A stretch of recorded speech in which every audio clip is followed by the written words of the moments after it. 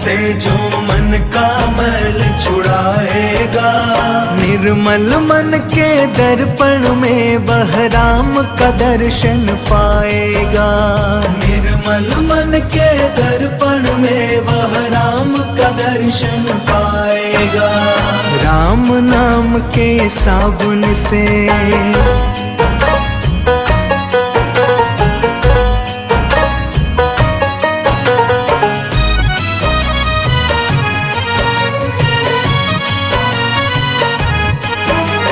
झूठ कपट निंदा को त्यागो, हर प्राणी से प्यार करो।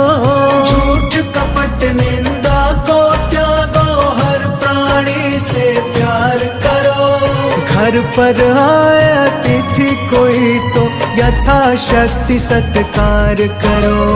घर पर आए अतिथि कोई तो यथाशक्ति सत्कार करो। पता नहीं किस रूप में आकर, पता नहीं किस रूप में आकर नारायण मिल जाएगा।